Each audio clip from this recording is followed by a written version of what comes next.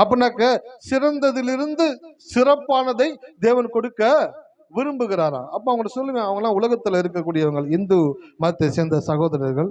அவங்க சொல்லுவாங்க, நீ பேசுறது நல்லா தான் இருக்குது, கேட்க நல்லா இருக்குது, ஆனா வாழ்க்கையில நடந்தா இன்னும் கூட கொஞ்சம் நல்லா இருக்கும். நாங்க எதிர்பார்க்கிறோம், இது ஆசைப்படுறோம், கிடைக்க மாட்டேங்குது. சரி, இதுதான் போச்சு, அதை ஆசைப்படுறோம், அது கிடைக்க மாட்டேங்குது. அடுத்தவன் ஆசைப்படுறோம், அதுவும் கிடைக்க மாட்டேங்குது. ஆசைப்படுறது எதுவுமே கிடைக்காம வாழ்க்கை ஓடிக்கிட்டே இருக்கு, நாட்கள் ஆகிக்கிட்டே இருக்கு, ஏஜ் ஆகிக்கிட்டே இருக்கு.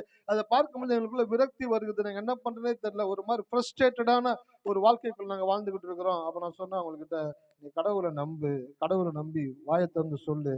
பெஸ்ட் அமங் த பெஸ்ட் எனக்கு தேவன் கொடுப்பாரு. சிறந்ததிலே மிகவும் சிறந்ததை தேவன் எனக்கு கொடுக்கக்கூடியவராக இருக்கிறார். நீ சொல்லு. நீ சொல்லும் பொழுது அந்த சிறந்தது வந்து உன்னிடத்துல வந்து சேரக்கூடியதாக இருக்கிறது. அதான் காலையில சொன்னேன். விசுவாசம் ஈர்க்கும் சக்தி கொண்டது, அவிவிசுவாசம் புறக்கணிக்கும் சக்தி கொண்டது. விசுவாசம் என்ன பண்ணும் அப்படின்னாக்க தேவையானதை தன்னிடத்துல இழுத்து கொள்ளுமா, சேர்த்து கொள்ளுமா. அவிவிசுவாசம் என்ன பண்ணுனாக்க தங்கிட்ட வர்றதை கூட தன்னிடத்துல அண்ட விடாது, ஒட்ட விடாது. நெருப்பு பார்த்திருக்கீங்களா? நெருப்பு கிட்ட எது போனாலும் என்ன ஆகுங்க? எரிஞ்சு கன்சியூம் ஆயிடும். அதுகிட்ட எதுவுமே சேர விடாது. சில பேர் நெருப்பு மாதிரி இருக்கிறாங்க அவிவிசுவாசத்துல. அவங்க கிட்ட எதுவுமே போகாது. நல்லது, ஆசீர்வாதம், உயர்வு, பெருக்கம், மேன்மை எதுவுமே பக்கத்துல போகாது. போய் பக்கத்துல போன உடனே இவங்க வாயை திறந்து பேசுற வார்த்தைகள், இவங்க சொல்ற காரியங்கள் எல்லாமே அதை எரிச்சு ஒண்ணுமில்லாம ஆக்கிடும். அப்ப கோயிலுக்கு வந்தீங்க, ஆண்டோட ஆலயத்துல வந்து உட்கார்றீங்க அப்படின்னாக்கா இங்க என்ன நடக்குது? உங்களுடைய இருதயங்கள் இருக்கக்கூடியது தேவன் அறிந்திருக்கிறாரு. ஒரு ஊழியரை வைத்து உங்களிடத்துல தேவன் பேசுகிறாரு. என்ன பேசுறாரு அப்படின்னாக்க, உன் வாழ்க்கையில அடுத்து அடுத்து நீ எப்படிப்பட்ட மாற்றத்துக்குள்ள கடந்து வரணும்னு தேவன் விரும்பக்கூடியவராக இருக்கிறார். சோ தொடர்ந்து இந்த வாக்குத்தத்தத்தை அறிக்கை பண்ணி கொண்டே வருகிறோம். இந்த வாக்குத்தத்தம் நான் விசுவாசிக்கிறேன், என்னுடைய வாழ்க்கையில 100% இது நிறைவேறும். சொல்ற உங்களுடைய வாழ்க்கையிலும் இது 100% நிறைவேறும். ஹல்லேலூயா. ஆமா, டெட்டாலுக்கு விளம்பரம் கொடுக்குறான். 100% இது என்ன பண்ணும்? கிருமிகளை அழிக்கும் அப்படின்னு சொல்றான். ஆனா அழிக்காது. ஆனாலும் சொல்றான்.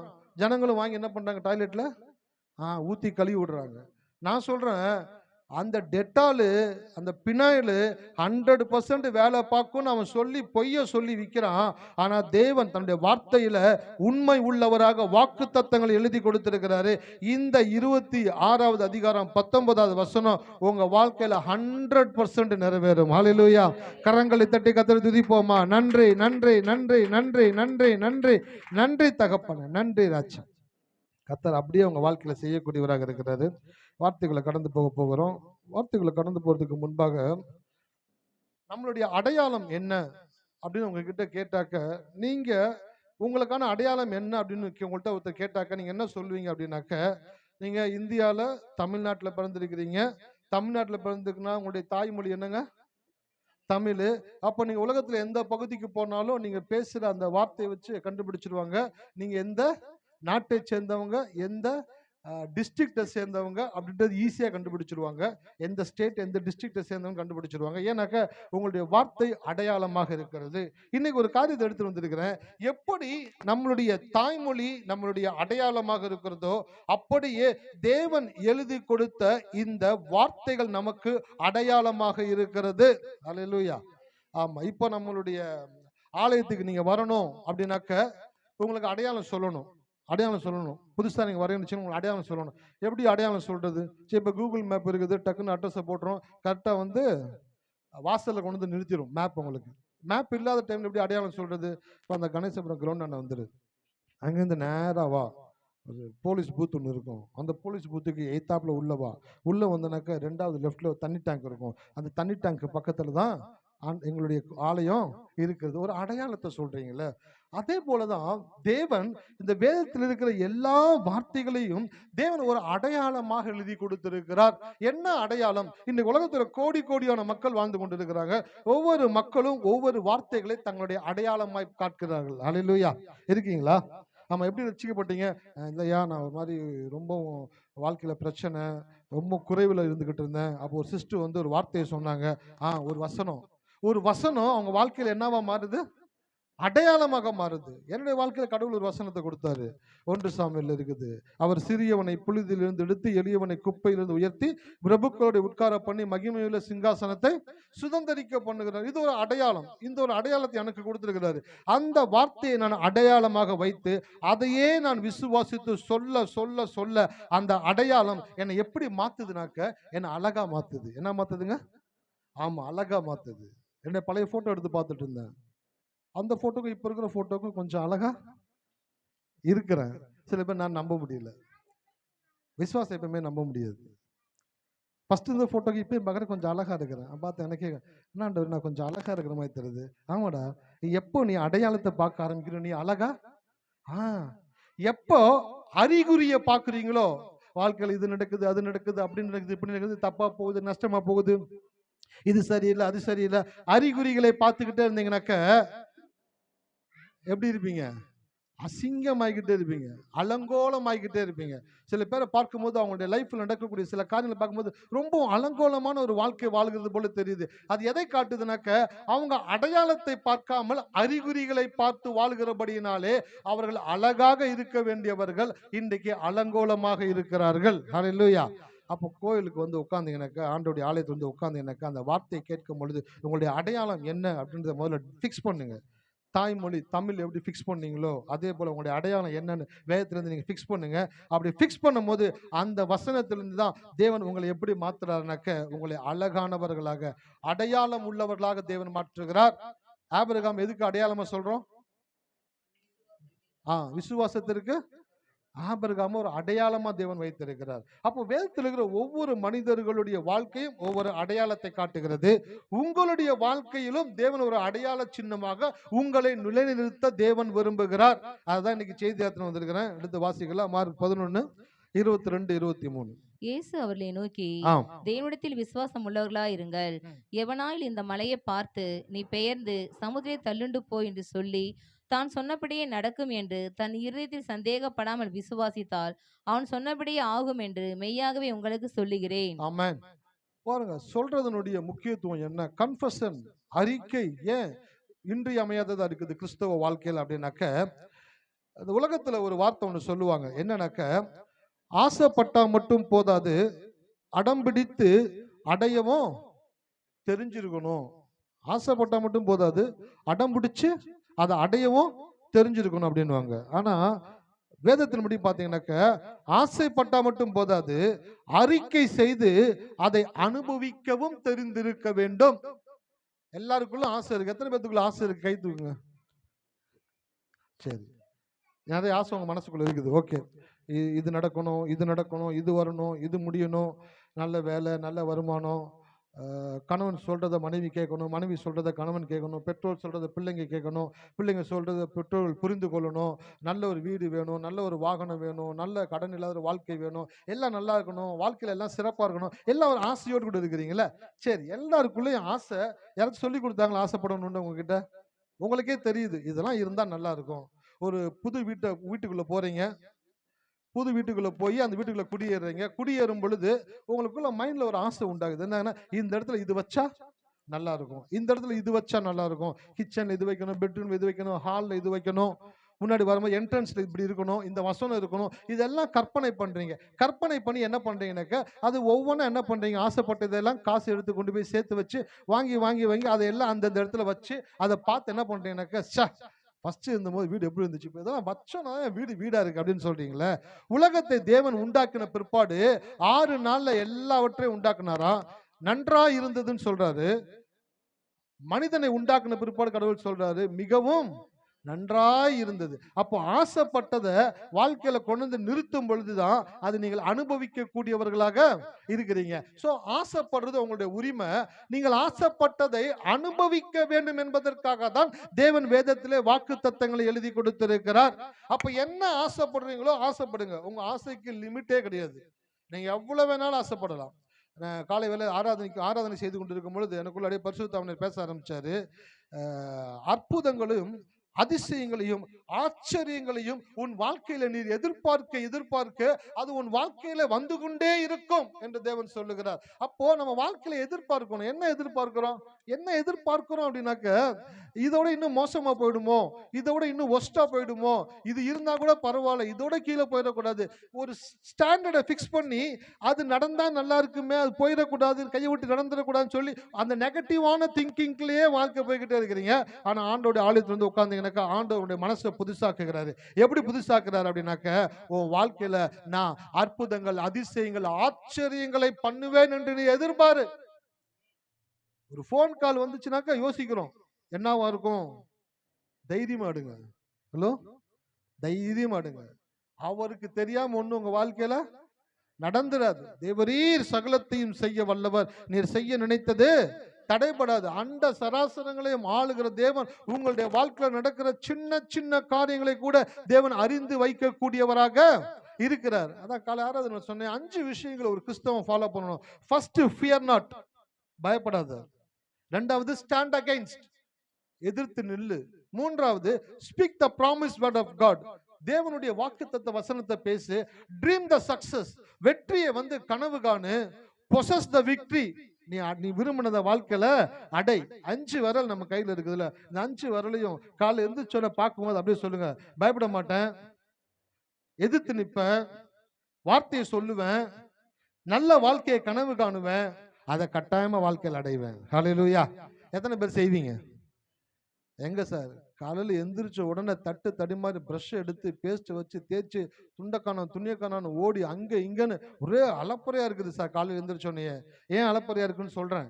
காலையில் எந்திரிச்ச உடனே அந்த அந்த மிஷினோட கூட சேர்ந்து நீங்களும் ஓட ஆரம்பிச்சிடுறீங்க.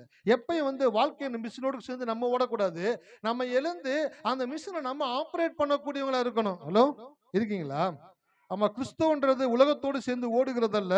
உலகம் எப்படி ஓடினாலும் நீங்கள் தேவன் சொன்ன வார்த்தையின்படி உங்கள் வாழ்க்கையை இயக்குவதற்காக தான் தேவன் வேத வசனத்தை எழுதி கொடுத்திருக்கிறார்.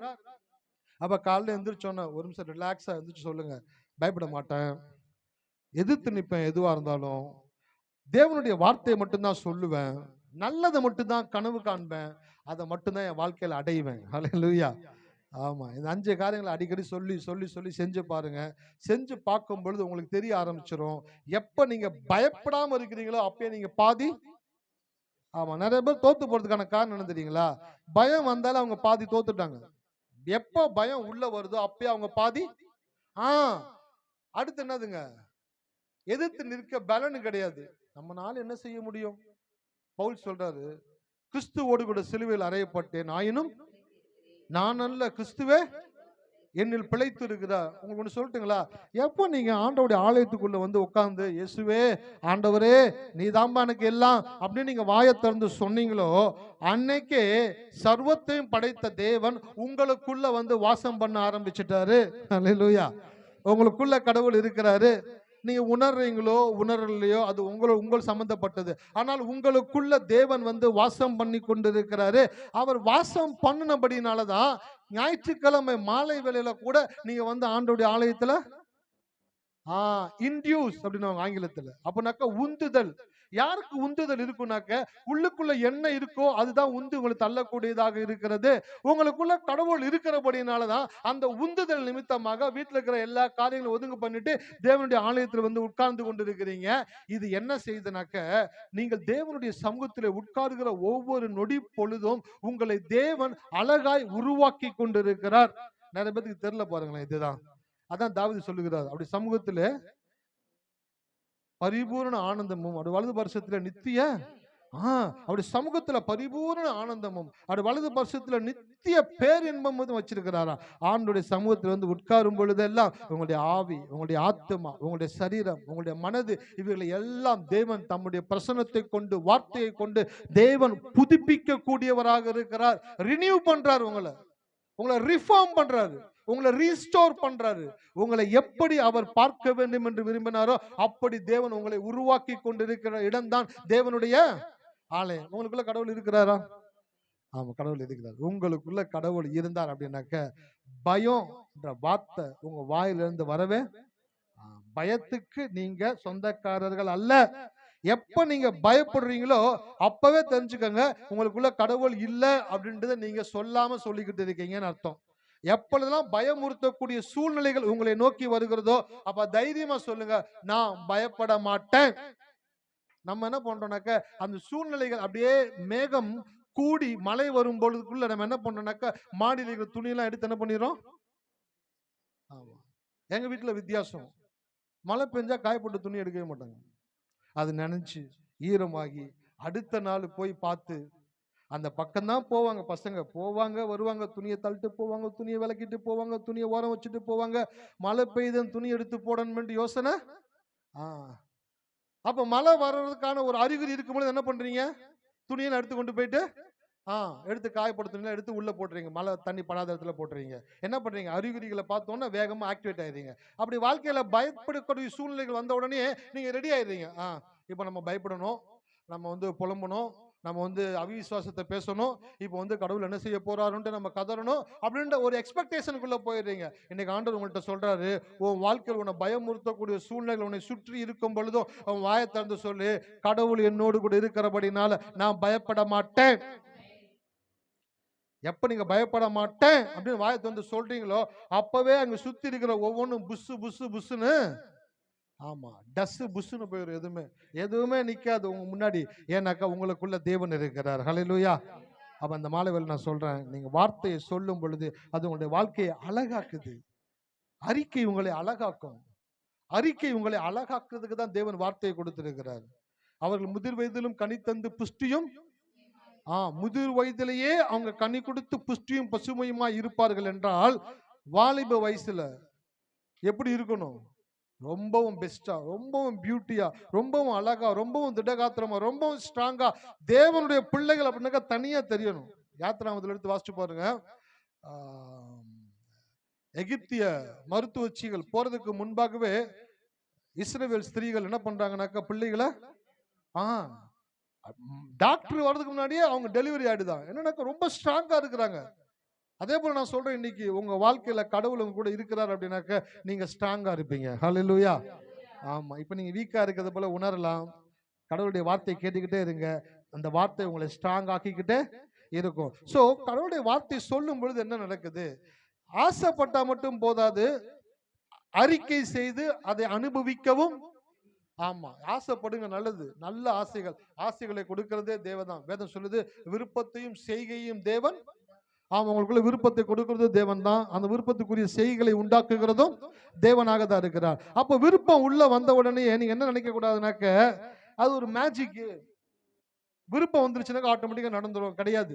விருப்பம்ன்றது ஒரு ஜஸ்ட் ஒரு ஸ்டார்டிங் பாயிண்ட். கடவுள் உங்களுக்குள்ள இதுக்கு வார்த்தையை கொடுக்கிறார், இதை நான் செய்ய போறேன் அப்படின்னு சொல்லி கொடுத்த உடனே அதை நீங்க வாங்கி அதை நீங்க எப்படி அதை யூட்டிலைஸ் பண்றீங்க, அறிக்கை பண்றீங்கன்றதை வச்சுதான் அதை நீங்க ஆப்ரேட் பண்ணக்கூடியவங்களாக இருக்கிறீங்க. அப்போ ஒவ்வொருத்தருக்கும் தேவன் முதலாவது வார்த்தை தான் கொடுப்பாரு. என்ன கொடுப்பாருங்க?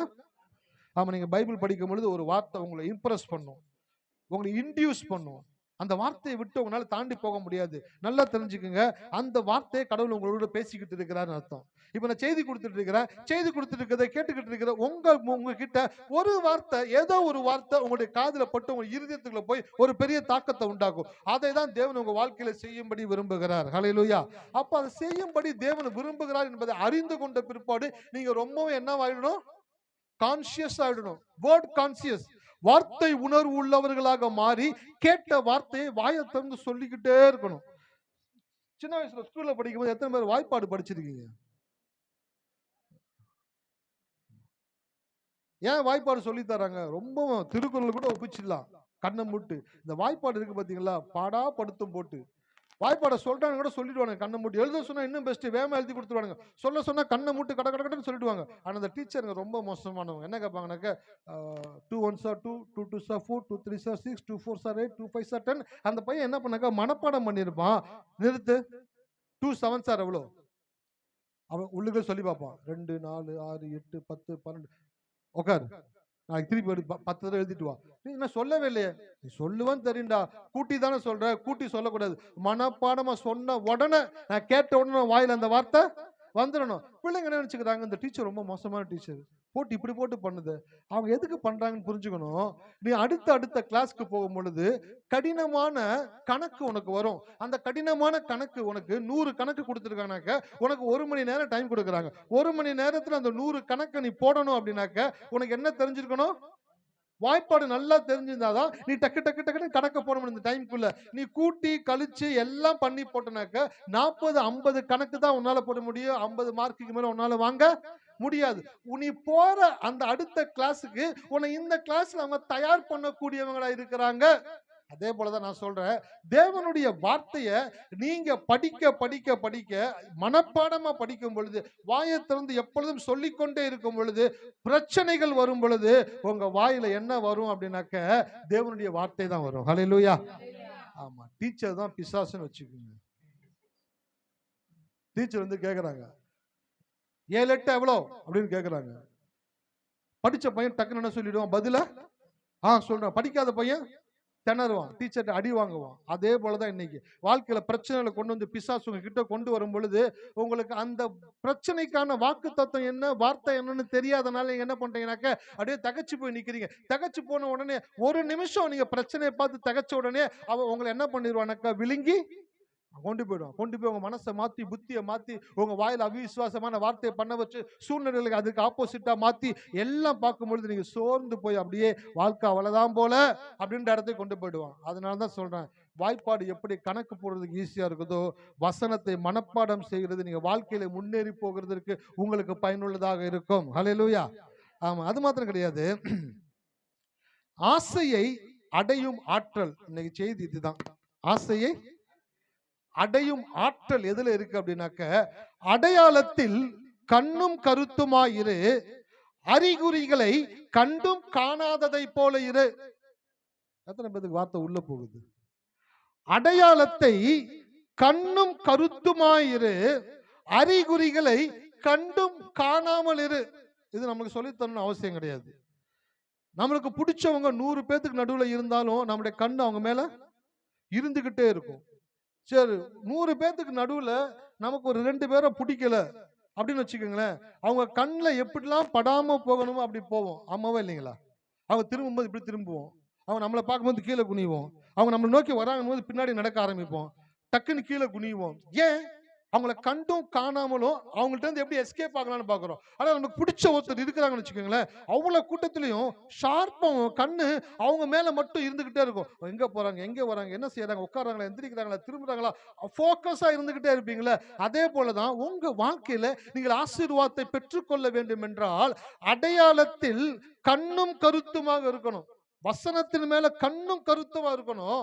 அறிகுறிகளின் மேல் கண்டும் காணாதது போல இருக்கணும். அறிகுறிகள் வரும், அப்படியே நடக்காதது போல தெரியும், வராதது போல தெரியும், பலவீனம் போல தெரியும், சுகவீனம் போல தெரியும், முடியாதுன்னு சொல்லிட்டாங்கன்னு கூட சொல்லுவாங்க சில பேர். அதெல்லாம் என்னதுங்க? அறிகுறி. அதை கண்டும் காணாதது போல, கேட்டும் கேளாதது போல இருக்கணும். எதுல மேல நீங்க கவனமா இருக்கணும்னாக்க, வார்த்தை சொல்லி இருக்கிறபடினால இது நடக்கும்யா. ஹல்லேலூயா. இது நடக்கும். அதனால இது அடையாளம் அப்படின்னு சொன்னேன். பைபிள் இருக்கிற வசனம் என்னங்க? அடையாளம். ஆங்கிலத்தில் அப்படி வருது, see the sign not the symptoms.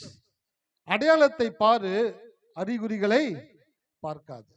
எப்ப ஒரு ஆவிக்குரிய மனுஷன், ஒரு கிறிஸ்தவன் அறிகுறிகளை பார்த்து வாழுகிறானோ அவன் வாழ்க்கை நின்ன இடத்துலயே அவன் ஓடிக்கிட்டு இருக்கிறது போலதான் இருக்கும்.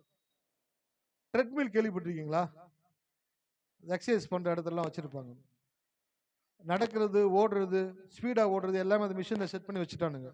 மிஷின்ல செட் பண்ணி வச்சுட்டு அந்த மிஷின்ல நீங்க நடக்கலாம். ஒரே இடத்துல தான் நடப்பீங்க, ஒரே இடத்துல தான் ஓடுவீங்க, அதே இடத்துல தான் நீங்க நின்றுகிட்டே இருக்கீங்க, அதை தான் செஞ்சுக்கிட்டே இருக்கிறீங்க. மாற்றம் ஒண்ணுமே வரல. அப்படிதான் சில பேருடைய வாழ்க்கை. அறிகுறிகளை பார்த்து பார்த்து பார்த்து பார்த்து ஒரே இடத்துல நிக்கிறாங்க. நேரம் ஓடுது, காலம் ஓடுது, வருஷம் ஓடுது, எல்லாம் ஓடிக்கிட்டே இருக்கு. ஆனா இவங்க ஒரே இடத்துல நின்றுகிட்டே இருக்கிறாங்க. ஆனா எப்போ அடையாளத்தை ஒருத்தன் பார்க்க ஆரம்பிக்கிறானோ, வசனத்தின் மேல் கவனம் உள்ளவனா இருக்கிறானோ, கடவுளுடைய வார்த்தையின் மேல் போக்கஸா இருக்கிறானோ, அவன் ஒவ்வொரு நாளும் வாழ்க்கையில முன்னேறி கொண்டே இருப்பான். ஹல்லேலூயா. இருக்கீங்களா? அதான் வேதத்தில் சொல்லப்பட்டிருக்கு, நீங்கள் இப்பொழுது இருக்கிறதை பார்க்கிலும் 1000 மடங்கு கர்த்தர் உங்களை ஆமா, ஆசீர்வதிப்பார், வர்த்திக்க செய்வார். 1000 மடங்கு, 1000 fold. இப்போது இருக்கிறதை பார்க்க நீங்கள் 1000 மடங்கு ஆசீர்வதிக்கப்பட்டு இருக்க வேண்டும் என்று தேவன் உங்களை குறித்து விருப்பம் உள்ளவராக இருக்கிறார். ஆனா நீங்கள் அறிகுறிகளை பார்க்க எதை பார்க்கணும்? அடையாளத்தை பார்க்கணும். எது அடையாளம்? கடவுளுடைய வசனம் தான் அடையாளம். இதுதான் அடையாளம். உங்களுடைய அடையாளம் என்னன்னு கேட்டால செய்தி கொடுக்கும் போது உங்களுடைய தாய்மொழி தான் உங்களுடைய அடையாளமா இருக்கிறது போல கடவுளுடைய வார்த்தை தான் உங்களுடைய வாழ்க்கைக்கு அடையாளம். இந்த வார்த்தை உங்ககிட்ட இருக்கிற வரைக்கும் நீங்கள் யார் என்பது இந்த உலகத்திற்கு சொல்லிக் கொண்டே இருப்பீர்கள். அதான் இயேசு மலைப்பிரசங்கத்துல சொன்னாரு, நீங்கள் உலகத்துக்கு வெளிச்சமா இருக்கீங்க, பூமிக்கு உப்பா இருக்கிறீங்க. நீங்க வெளிச்சமா இருக்கீங்க, உப்பா இருக்கிறீங்கன்றது ஒரு அடையாளமாக தேவன் உங்களை வைத்திருக்கிறார். நீங்க நிறைய பேருடைய வாழ்க்கை வந்துட்டு அடையாளம் இல்லாமல் இருக்குது. சொல்லக்கூடிய விதத்துல வாழ்க்கை இல்ல, பெருசா பேசக்கூடிய விதத்துல வாழ்க்கையில எதுவுமே நடக்கல. கவலைப்படாதீங்க.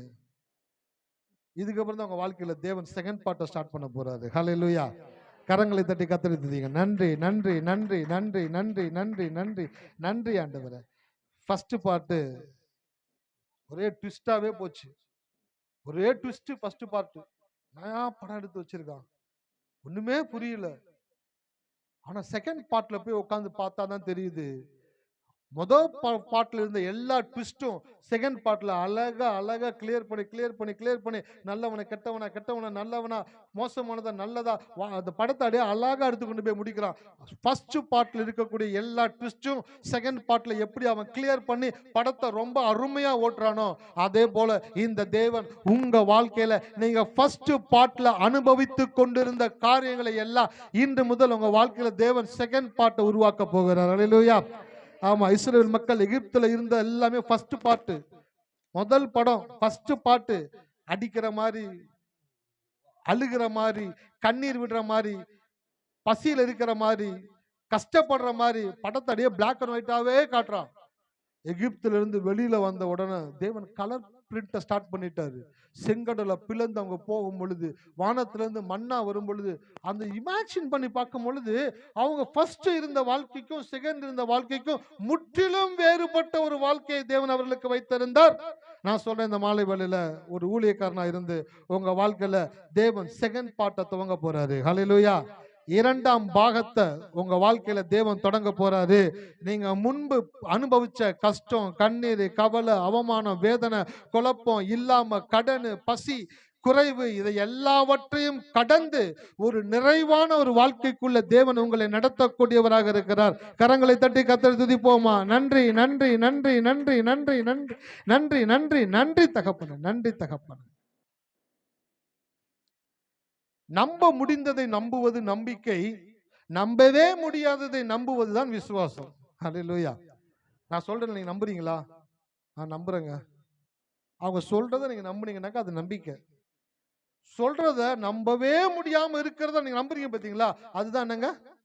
ஆமா, விசுவாசம். நம்ப முடிந்ததை நம்புவது நம்பிக்கை, நம்பவே முடியாததை நம்புவதுதான் விசுவாசம். இப்ப நான் சொன்னேன்ல, ஃபர்ஸ்ட் பார்ட் உங்க வாழ்க்கையில எல்லாமே பிளாக் அண்ட் ஒயிட் பிலிமாவே போச்சு. இப்ப செகண்ட் பார்ட் உங்க வாழ்க்கையில தேவன் எல்லாமே கலர் பிலிமா உங்க வாழ்க்கையில மாத்த போறார் அப்படின்னு சொல்லும் பொழுது, எத்தனை பேர்த்துடைய இருதயத்திற்குள்ள ஒரு வெளிச்சம் வந்துச்சு அப்படின்ட்டு தேவன் பார்க்கக்கூடியவராக இருக்கிறார். ஹல்லேலூயா. ஆமா, ஊழியக்காரர் கடவுளுடைய வார்த்தை வாக்குத்தத்தத்தை உங்களை பார்த்து பேசும் பொழுது சொல்லும் பொழுது யாருக்குள்ள லைட் அடிக்குதோ அவங்க வாழ்க்கையில வெளிச்சம். சில பேருக்கு 1000 வாட்ஸ் லைட்டை கொண்டு வந்து அடிச்சா கூட எப்படி இருப்பாங்க? 1000 வாட்ஸ் 0 வாட்ஸ் போட்டது போல உட்காந்துருக்கீங்களாப்பா. 1000 வாட்ஸ் லைட்டு போட்டு அமைதியா இருக்கீங்களா? ஏன்? உள்ளுக்குள்ள அந்த லைட்டினுடைய வெளிச்சம் உள்ள போகல. யாருக்குள்ள போகுதோ அவங்க வாழ்க்கையில ஸ்டார்ட் ஆயிடும். ஹல்லேலூயா. இப்ப நான் சொல்லும் போது எத்தனை பேர் உங்களுடைய இதயத்துல ஒரு வெளிச்சம் உண்டாச்சோ, அந்த வெளிச்சம் ஒரு சின்ன ஒரு மெழுகுபத்தி வெளிச்சத்தை போல இருக்கலாம். ஆனா நான் சொல்றேன், அந்த மெழுகுபத்தி வெளிச்சத்திலிருந்து தேவன் ஒரு மிக பெரிய உலகமே வியந்து பார்க்கக்கூடிய வெளிச்சத்தை உங்களுக்குள்ள தேவன் கொண்டு வரக்கூடியவராக இருக்கிறார். ஹல்லேலூயா. ஒரு நாள் பைபிள் படிச்சுட்டு இருக்கும் போது கடவுள் அடி பேச ஆரம்பிச்சாரு. மனுஷனுக்குள்ள கடவுள் எப்படி வருவார்னாக்கா ஒரு அணுவை போல வருவாராம். அணுன்னா தெரியுங்களா? ஆட்டம். அப்படின்னாக்க சும்மா கண்ணில் பார்க்க முடியாது, அதுக்குரிய இன்ஸ்ட்ருமெண்ட் வச்சு தான் பார்க்கணும். அணுவை போல தேவன் உள்ள வருவாராம். அணுவை போல உள்ள வந்து அந்த அணுவை போல உள்ள வந்த தேவனை அவர்கள் விசுவாசித்து, தேவன் எனக்குள்ள வந்திருக்கிறார், அவருடைய வார்த்தை எனக்குள்ள வந்திருக்குது, இது என் வாழ்க்கையில நடக்கும் என்று சொல்லும் பொழுது அவர்களுக்குள்ள இருந்து தேவன் கோடி கதிராய் பிரகாசிப்பாரா. ஹல்லேலூயா. ஆமா, சூரியன் காலையில உதிக்கும் பொழுது இந்த கன்னியாகுமரி அதை பார்க்கறதுக்காக நிறைய பேர் போவாங்க. இந்த சன்ரைஸ் அப்படின்வாங்க, சூரியன் எழும்புறதை பார்க்கறதுக்காக போவாங்க. இருட்டு இருக்கும், அவங்க போய் நின்றுட்டு இருப்பாங்க காலையிலே. அது அப்படியே அந்த சூரியன் அந்த கடல்ல இருந்து வெளியில வர்றது போல தெரியும். அதை பார்க்கும் பொழுது அந்த ஒளி கதிர்கள் வீசிக்கொண்டு பளிச்சுன்னு வரும் பாருங்க. அந்த விஷயத்தை பார்க்கறதுக்காகவே போய் காத்திருந்து பார்ப்பாங்களாம். அப்போ ஒரு சின்ன ஒரு அணுவா கடவுளுக்குள்ள வருவாரு. வந்ததை உணர்ந்து, நீங்க எனக்குள்ள வந்துட்டீங்க ஆண்டவரே, நீங்க எனக்குள்ள பெரிய காரியங்களை பண்ண போறதற்காக நன்றி அப்படின்னு நீங்க வாயை திறந்து சொல்லும் பொழுது கோடி கதிராய் தேவன் வெளிப்படக்கூடியவராக உங்க வாழ்க்கையில தேவன் வெளிப்பட போகிறார். தேவன் ஷைன் ஆக போறாரு. உங்களை தேவன் ஷைன் பண்ண போறாரு. நான் சொன்னேன்ல, ஃபர்ஸ்ட் விட நான் கொஞ்சம் அழகா இருக்கிறேன்ட்டு. யாரும் நம்பல. என் பழைய போட்டோவா சிஸ்டர் நம்புறாங்களா? கர்த்தருக்கு ஸ்தோத்திரம். அதான் ஊழியக்காரங்க சொல்றது. பாருங்க, அவங்க நம்புறாங்க பாருங்க. என் பழைய போட்டோக்கும் இப்ப போட்டோக்கும் பார்த்தாக்க கொஞ்சம் தெரியுது. ஒய்ஃப்ட்ட மதியம் பேசிட்டு இருந்தேன், நம்ம கல்யாண போட்டோல மூஞ்சி நீட்டா இருக்குது, இப்ப பார்த்தா மூஞ்சி உருண்டையா இருக்குது அப்படின்னு. குண்டாயிட்டீங்க அப்படின்னு சொன்னாங்க. நான் சொன்னேன், இந்த இந்த நான் குண்டாயிட்டேன்னு சொன்னா யாருமே நம்ப மாட்டாங்க அப்படின்னு. நீங்க குண்டாயிட்டேன்னு சொன்னா யாருமே நம்ப மாட்டாங்களா? அப்ப நீங்க குண்டு இல்லையா? நான் குண்டு இல்ல, நான் ஃபிட்டா இருக்கிறேன். ஹல்லேலூயா. நான் எப்படி இருக்கிறேங்க? நான் ஃபிட்டா இருக்கிறேன். நான் சொல்றேன், இந்த மாலை வேளையில உங்க ஒவ்வொருவரையும் தேவன் ஷைன் பண்ண போறாரு. எத்தனை பேர் விசுவாசிக்கிறீங்க? ஷைன் ஆக்க போகிறாரு. இருளில் இருக்கும் ஜனங்கள் பெரிய மரண இருளின் திசைகளில் இருக்கிறவர்களுக்கு வெளிச்சம். அப்படின்னா என்ன அர்த்தம்னாக்க, பயந்து போய் மறைஞ்சு ஒளிஞ்சு என்ன பண்ண போறோமோ எது பண்ண போறோமோன்னு தெரியாம இருட்டிலேயே வாழ்க்கையை ஓட்டிக்கிட்டு இருந்தவங்களுக்குள்ள இயேசு என்ற ஒரு நபர் உள்ள வந்துட்டாருனாக்க அவங்கள வெளிச்சத்துக்குள்ள கொண்டு வந்துருவாரு. ஹல்லேலூயா. நான் சொல்றேன், அவங்க வாழ்க்கையில எதெல்லாம் அவங்க விட்டு போச்சோ அதெல்லாம் அவங்களை தேடி வரும். எத்தனை பேர் நம்புறீங்க? எதெல்லாம் அவங்களை விட்டு போச்சோ சார், கைக்கு வந்தது வாய் கேட்டாம போயிடுச்சு சார். சார் வீட்டு வரைக்கும் வந்தது வராம போயிடுச்சு சார். சார் வரும்னு எதிர்பார்த்துட்டு இருந்தா வரல சார்.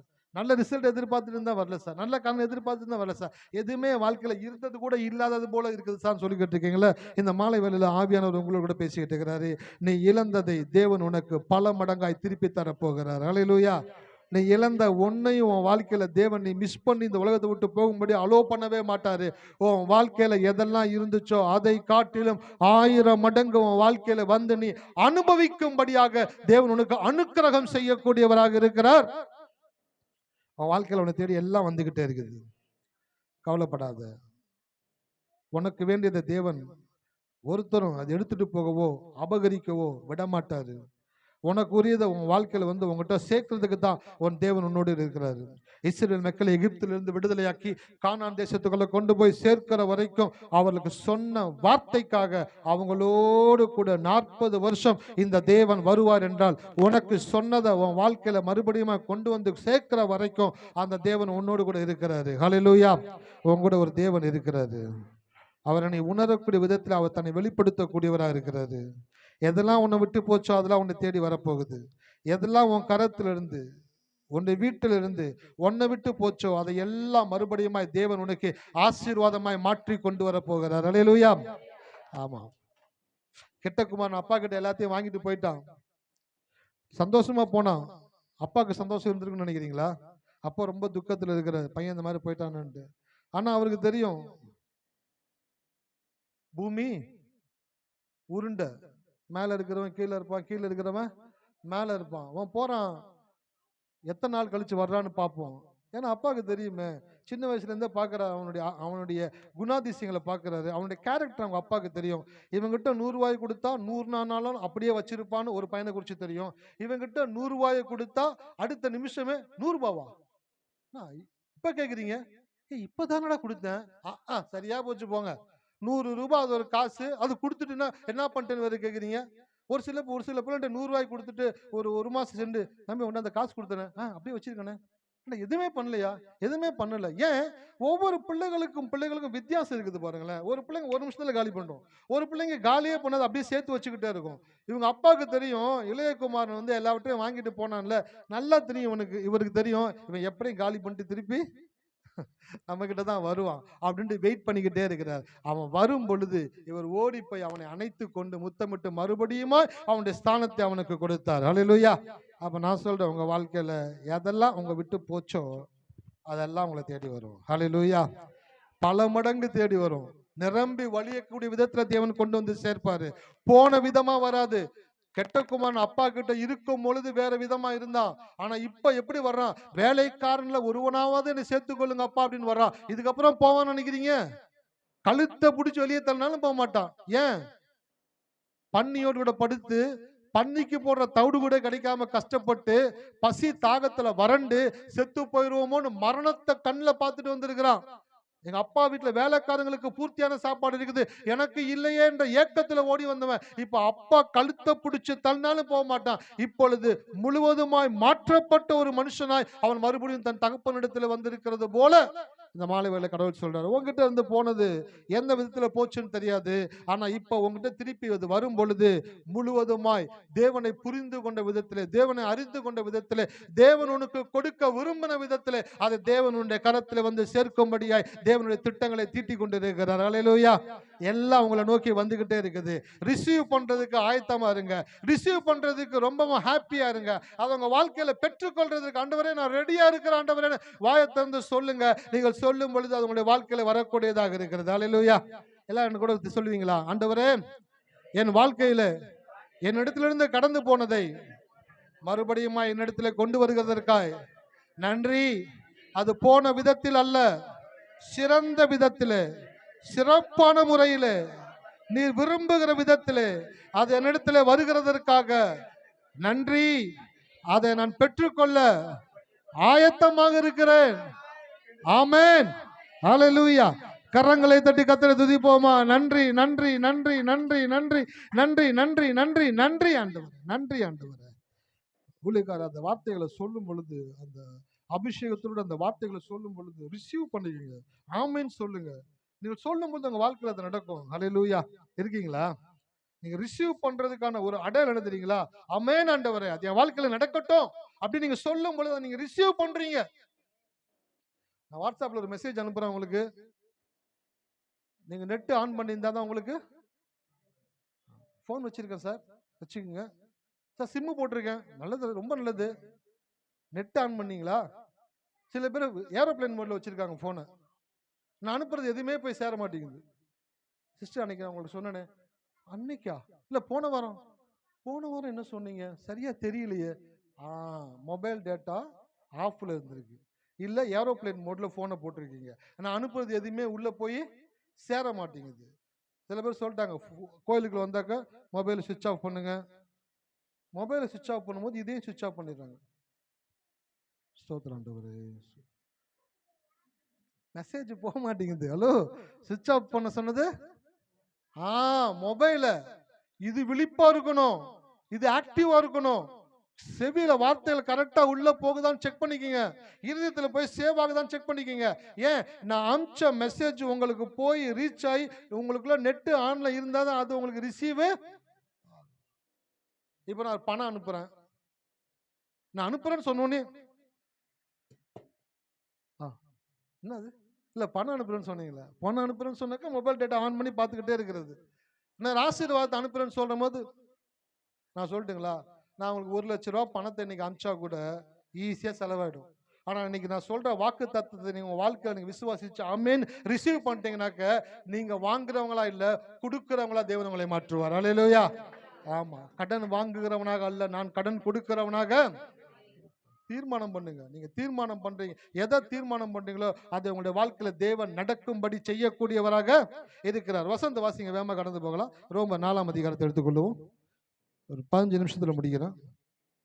ரோமர் 4:17. ம் ம் ம்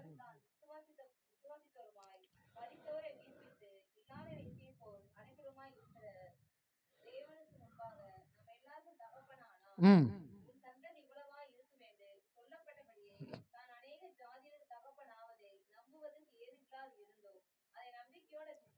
போதும். நம்புகிறதற்கு ஏதுவில்லாதிருந்தும் அதை நம்பிக்கையோட. ஆமா, செய்தி கொடுக்கும்போது என்ன சொன்ன? நம்ப முடிந்ததை நம்புவது நம்பிக்கை, நம்பவே முடியாததை நம்புவதுதான் ஆமா, நம்ப முடியறத நம்புனீங்கன்னாக்கா அது நம்பிக்கை. நம்பவே முடியலன்றதை நம்புறீங்க பாத்தீங்களா, அதுதான் என்னங்க விசுவாசம். அங்கதான் சொல்லப்பட்டிருக்குது, நம்புகிறதற்கு ஏதுவில்லாது இருந்தோம். இந்த ஏதுவில்லாது இருந்தோம்ன்ற வார்த்தைக்கு என்ன அர்த்தம்னாக்க, 1% கூட வாய்ப்பு இல்ல. டாக்டர்கிட்ட போனீங்கன்னாக்கா டாக்டர் சொல்லுவாங்க, உங்களுக்கு 20% வாய்ப்பு இருக்கு, பொழைக்க வச்சிடலாம். 50% வாய்ப்பு இருக்குது, 10% இருக்குங்க, நாங்க ட்ரை பண்றோம். சில டாக்டர் சொல்லுவாங்க, இல்லங்க ரொம்ப கிரிட்டிக்கல் ஸ்டேஜ், 2% தான் வாய்ப்பு இருக்குது. ஆனா இங்க நம்புகிறதற்கு ஏதுவில்லாது இருந்தோம் அப்படின்னாக்க 1% கூட வாய்ப்பு இல்லை. எல்லாரும் சொல்லுங்க, என் வாழ்க்கையில நல்லது நடக்கிறதுக்கு 1% கூட வாய்ப்பே இல்லாம இருந்தாலும் நான் நம்புகிற தேவன் வாய்ப்பு இல்லாத இடத்திலே வாய்ப்பை உருவாக்கி தருகிறவர். ஆமென், ஹல்லேலூயா. ஆமா, உலகத்தான் துர்ச்செய்தியை கேட்கிறதனால் பயப்படான், அவன் இருதயம் கர்த்தரை நம்பி. ஆமா, துர்ச்செய்தியை கேட்கிறதுனால பயப்படான், அவன் இருதயம் கர்த்தரை நம்பி. ஆமா, வாழ்க்கையில சில துர்ச்செய்தியை உங்க காதுல கேட்கும்படியான சூழ்நிலைகள் சுற்றி வரும் பொழுது நீங்க என்ன நினைக்க கூடாதுனாக்க, ஐயோ இப்படி ஒரு விஷயமா அப்படின்னு நினைக்க கூடாது. துர்ச்செய்தியை கூட அதை நற்செய்தியாய் மாற்றக்கூடிய தேவன் உங்களோடு கூட இருக்கிறார். நிறைய பேர் மறந்துடுறாங்க, துர்ச்செய்தின்னு கேட்ட உடனே இவங்க ரெடி ஆயிடுறாங்க. அதான் சொல்றேன்ல, தயவு செய்து லைட்டா தூறுது அப்படின்னு துணி எடுத்து போடுறதுக்கு ஆயத்தம் ஆகுறது போல துர்ச்செய்தின்ற விஷயத்தை கேட்ட உடனே ரெடி ஆயிடாதீங்க. அதான் சொன்னேன், நானு பயப்பட மாட்டேன், எதிர்த்து நிற்பேன், வாக்குத்தத்தத்தை சொல்லுவேன், நல்ல காரியங்களை கனவு காண்பேன், அதே வாழ்க்கையில அடைவேன். இந்த 5 காரியம் சொன்னேன்ல, அதே போல வாழ்க்கையில துர்ச்செய்தி கேட்கக்கூடிய சூழ்நிலைகள் உண்டாகும் பொழுது நீங்க சொல்லணும், இந்த துர்ச்செய்தியை கூட தேவன் எனக்கு நற்செய்தியாய் மாற்றுவார். அல்லேலூயா. ஆமா, இஸ்ரவேல் மக்கள் சவுலுடைய நாட்கள்ல கோலியாத் வந்து நிக்கிறான். அவன் கேட்கறது ஒன்னே ஒண்ணு கேட்கறான், ரொம்ப பேர்னா சண்டை போட வேணாம், உங்க பக்கம் இருந்து ஒருத்தர் என் பக்கத்துல இருந்து ஒரு 2 பேர் மட்டும் சண்டை போடுவோம், ரொம்ப டைம் வேஸ்ட் பண்ண வேணாம், நிறைய உயிர் சேதம் வேணாம், ரத்தம் வேணாம், எதுவும் வேணாம், 2 பேர் சண்டை போடுவோம், நீங்க ஜெயிச்சா நாங்க அடிமை, நாங்க ஜெயிச்சா நீங்க அடிமை. இது ஒரு துர்ச்செய்தி. ஏன்னா கோலியாத்தை யாருனாலும் ஜெயிக்க முடியாதுன்ற ஒரு ஒரு பிம்பம் கிரியேட் ஆயிருக்குது எல்லா தேசத்திலையும். கோலியாத்னா சிறு வயது முதல் யுத்த வீரன், அவன் போன எல்லா இடத்துலயும் அவன் தான் ஜெயிப்பான் அப்படின்ற ஒரு சீனை கிரியேட் பண்ணி பிம்பத்தை கிரியேட் பண்ணி வச்சுட்டாங்க அந்த நாட்கள்ல. இப்ப சவுலே யோசிக்கிறான் சண்டை போடுறது இருக்கு. தேவனால் அபிஷேகம் பண்ணப்பட்ட மனுஷன் சவுல் யோசிக்கிறான், கோலியாத்து கூட சண்டை போட முடியுமா முடியாதா, ஜெயிக்க முடியுமான்னு தெரியல. துர்ச்செய்தி தேசம் முழுவதிலும் ஒரு விதமான பயம் பிடித்து கொண்டிருக்கிறது. வனாந்தரத்துல கொஞ்சம் ஆடுகளை மேய்ச்சிக்கிட்டு இருந்தவன் அவங்க அப்பா கூப்பிட்டு சொல்றாரு, உங்க அண்ணனுக்கு ஃபுட்டு கொண்டு போடான்றாரு. அதான் ஊழியக்காரர் சொல்லுவாரு, ஸ்விக்கி பாய், என்னதுங்க ஜொமாட்டோ ஸ்விக்கி அனுப்புறாங்களா சாப்பாடு, அந்த மாதிரி தாவீது அனுப்பிச்சாங்களாம், உங்க அண்ணனுக்கு போய் சாப்பாடு கொடுத்துட்டு வாடான்ட்டு. சாப்பாடு கொடுத்துட்டு போனவன் என்ன சொல்லிருக்கானாக்க, சார் 5 ஸ்டார் அனுப்புங்கன்னு சொல்லியிருக்கிறான். என்னதுங்க சார், அந்த ரேட்டிங்ல கொஞ்சம் 5 ஸ்டார் போட்டு விட்டுருங்க சார் அப்படின்ற மாதிரி சாப்பாடு கொடுத்துட்டு வாடானாக்க, சாப்பாடு கொடுத்துட்டு பாக்குறான், அங்க ஒருத்தர் பேசிட்டு இருக்கிறான், என்ன பிரச்சனைன்னு கேட்கிறான். அப்படியே எல்லாம் சோகமா நிக்கிறாங்க, துர்ச்செய்தி கேட்டுட்டு இருக்கிறாங்க, என்ன தெரியல படையே சோர்ந்து போயிருக்குது அப்படியே. அப்ப தாவீது சொல்றான், இதுக்கா பயந்துட்டு இருக்கிறீங்க, துர்ச்செய்தியை நற்செய்தியை மாற்றுகிற தேவனை நான் வணங்குறேன்யா, அவர் இஸ்ரவேலின் தேவன், அவர் ராணுவங்களின் தேவன், அவரை எனக்கு தெரியும், அவர் தன்னுடைய ஜனங்களை ஒரு நாளும் பரிதபிக்கக்கூடிய விதத்துல விட மாட்டாரு, இவனை நான் கொல்றேன் அப்படின்னு சொல்லிட்டு முன்னாடி போய் நிக்கிறான். யுத்த வீரர்கள் எல்லாம் யுத்தத்துக்கு ஒண்ணுமே போடாம நிக்கிறாங்க, ஒண்ணுமே தெரியாது, இவன் தேவனுடைய வார்த்தையை கொண்டு கடந்து போகிறான். அந்த தேசத்தின் துர்ச்செய்தியை தேவன் தாவீதை கொண்டு நற்செய்தியாய் மாற்றினார். அல்லேலூயா. அப்ப இந்த மாலை வேளையில் சொல்றேன், உங்க வாழ்க்கையில நடக்கல, கிடைக்கல, வரல, முடியலன்னு சொல்லும் போது சோர்ந்து போகாதீங்க. அந்த டைம்ல தான் நீங்க எந்திரிச்சு சொல்லணும், கர்த்தர் நம்மளோடு கூட இருக்கிறபடினாலே இதை தேவன் நம்மளுக்கு நற்செய்தியாய் மாற்றுவார். சொல்லி பாருங்களேன், சொல்லி பாருங்க, துர்ச்செய்தியை எல்லாம் தேவன் நற்செய்தியாக உங்க வாழ்க்கையில மாற்றக்கூடியவராக இருக்கிறாரு. அடுத்த 19ஆம் வசனத்தை வாசிங்க.